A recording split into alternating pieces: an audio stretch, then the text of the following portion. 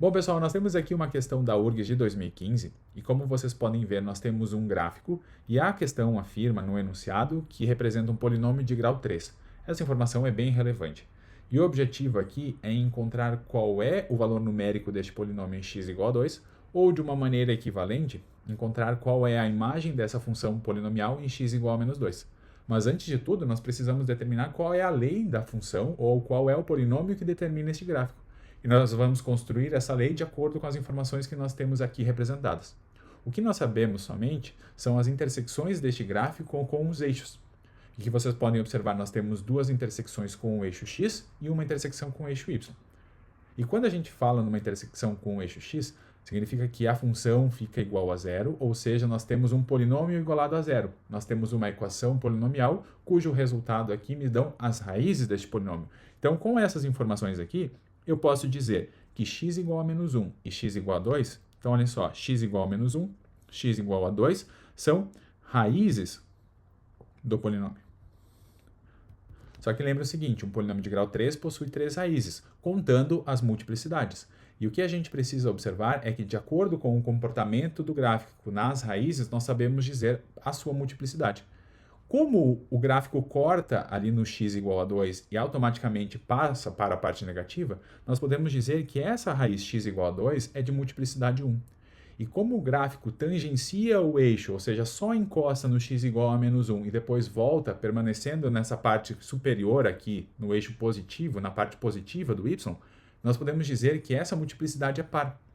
Mas como nós somente podemos ter duas raízes, porque no máximo que nós temos é 3, eu posso afirmar para vocês que a raiz x igual a menos 1 tem multiplicidade 2.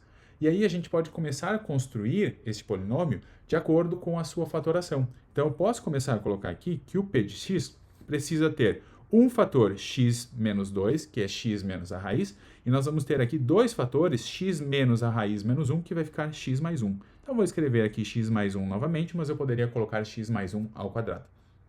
Só que existem infinitos polinômios que determinam essas mesmas raízes aqui, uma de multiplicidade 2 e uma de multiplicidade 1.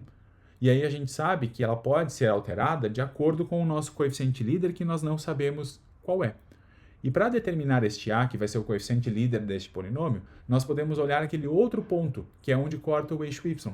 Porque nós sabemos que este ponto aqui é o ponto 0 e 2, o que significa que no momento que nós trocarmos o x por 0, o resultado do polinômio precisa ser igual a 2. Então a gente consegue descobrir o coeficiente líder e então, consequentemente, descobrir qual é o polinômio. Então vamos observar o seguinte, se eu trocar o x por 0, o resultado é 2 e eu vou ficar com a 0 menos 2, 0 mais 1 e 0 mais 1. Aqui do lado esquerdo permanece 2, nós vamos ter 1 vezes menos 2 fica com menos 2a. Então nós temos que o a precisa ser igual a menos 1. Bom, agora a gente já sabe qual é esse polinômio, a gente sabe que o polinômio p de x é menos x menos 2 e x mais 1 ao quadrado. Eu não preciso efetuar essas multiplicações para encontrar o polinômio na forma aberta, porque eu preciso calcular o que agora? Somente calcular o p de menos 2. E isso é a mesma coisa que trocar o x por menos 2 e calcular o seu valor numérico. Nós vamos ficar aqui com menos 2 mais 1 elevado ao quadrado. O resultado disso vai me dar menos o menos 4 vezes menos 1 ao quadrado. E aí, se nós efetuarmos essas multiplicações, respeitando a regra de sinais, nós vamos ter o resultado 5, da onde 5? Nós temos 4. E aí sim, a gente consegue assinar a alternativa C, que responde a pergunta de maneira correta, finalizando o exercício.